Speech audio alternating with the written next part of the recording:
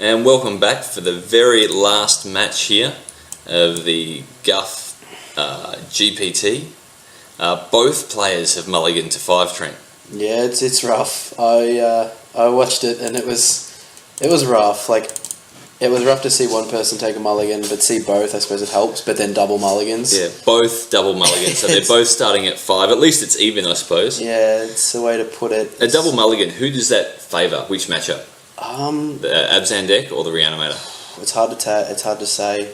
I'm actually not entirely sure, to be completely honest. I feel like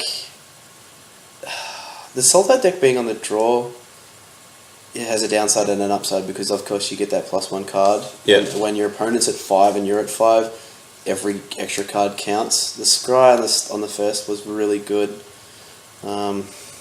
Carried it's like probably the best thing you could ever hope for in a mulligan to 5. Yep, 2 land and a Catarrhid. Yeah, well, it allows him to play the majority of the spells in his deck. So what Luke comes up with, he's in for 3. He's in for 3 with the Fleece Mane. Goes with the Death Dealer. This is good. Like, this is really good pressure. Has missed a land drop.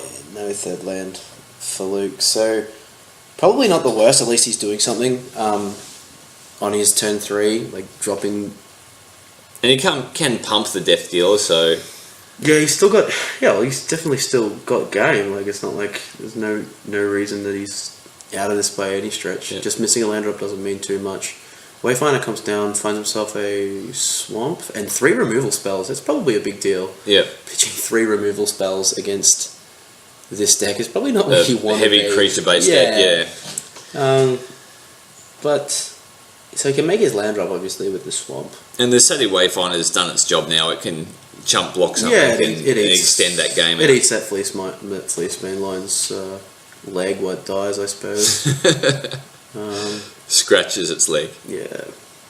But Kynan just pondering what he's going to do. He's obviously got that Swamp. It looks like he's got Ashiok in the back of his hand there. That's pretty huge. Well, he doesn't want to play too fast. He doesn't want to play into Luke's style of play. He wants to take his time. It definitely is a thing in Magic where you do see some people, and you do feel it sometimes, where they play quick. Ooh, the Dark Betrayal. Wow. This was a spicy 5. Yeah, just to that Dark Betrayal is really, really good. Yeah, he takes number 3. Like the Swamp, he keeps his Carrot untapped. Like, sure, the Fleece Mane still gets him for 3 because he doesn't have. Yep. He doesn't have the blocker, like the prevalent blockers for it. But yeah, the Dark Betrayal and the Death Dealer and you can Luke see with no turn 4 play, no turn 4 land drop for his 3. And you can see why he didn't block there with the Ashiok in hand. So now he's got 2 blockers. Yeah. To Yeah, well, there's no reason he needs to block there. Like, there's no reason to even throw Wayfinder under the bus. Ooh, hits 2 lands off the top as well. Yeah, this isn't good. Just what Luke was looking for. Yeah. Or not looking for. More to the point. Luke needed that. Even the Wayfinder, he's going to go right. He's going with Satyr beatdown for the grand final win. Yeah, he's a guy, though. CT Wayfinder does this. This is the kind of thing that he does. I mean, in a few matchups, CT Wayfinder actually does a bit of does a bit of damage, but certainly not in this matchup. You don't expect it. Luke pulls an Out of Fencer to the top of his deck. And I think his hand. He's got a Siege Runner as well. There. And I think we saw a Doomwake Giant in Kynan's hand. That's a good one to have in this matchup. We haven't seen him all day. No, he's a good guy. Doomwake Giant's a good guy. Does some work. I think we can both agree he's a bit of a bro. So that is a Murderous Cut and a Doomwake Giant. Yep. That is a really, really strong hand, and there's this is a cards cut to get rid of the Lion. Yep. Can't get those cards out of his graveyard quick enough. This is tough. This is not looking good. And Luke needs action, and he misses. That's a Barb-like go. That's bad. He's in trouble. He'll soldier on, hopefully he can draw himself out of it. We make more of a game. Ashiok ticks up again, finds a Siege Rhino, back to nature, and another land. That Siege Rhino is pretty huge. Yeah, it's pretty good. Does it come out next turn?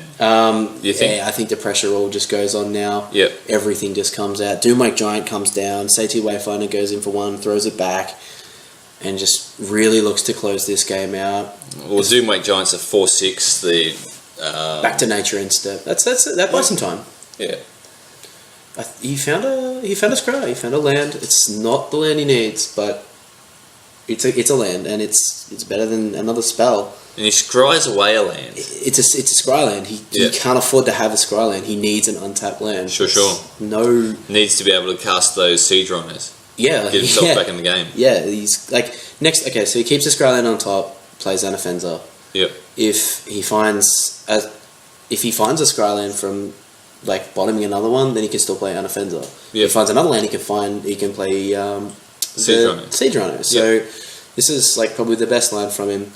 Siege Rhino comes out, Thoughtseize comes out, says hello, double Bile-Blight, Anafenza Siege Rhino. It's So do you take the play or do you take the follow-up play? I think you take the Anafenza, don't you?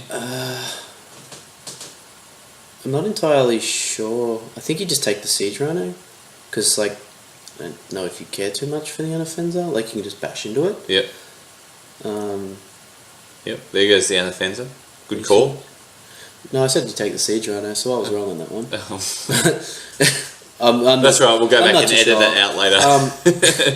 He does have his last card is a Bile-Blight as well, so yeah, no play for Luke.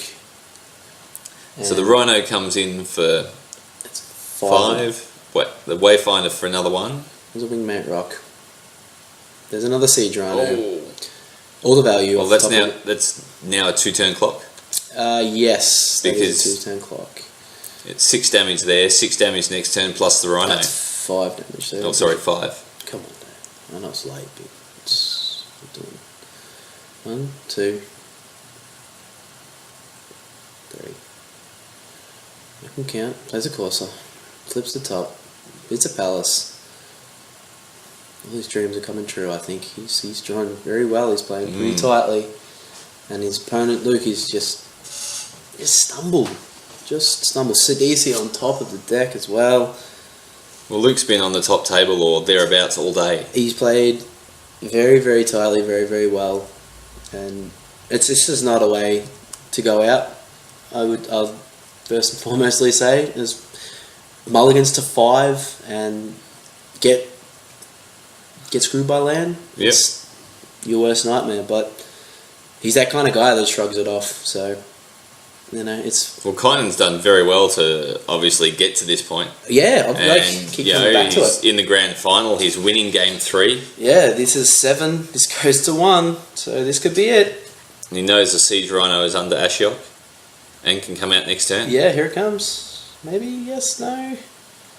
Yep, there it is now. And Mulch and shake the hands. Oof. There you go, boys. Well done to Kynan for winning that GPT Auckland, and hopefully he's off to New Zealand at some point in time. He'd want to be. He's just won free tickets. Yeah. And hopefully he comes back with some good wins and good plays from Auckland. So well done to everyone at the day, and again, thanks for having MTG Grinders.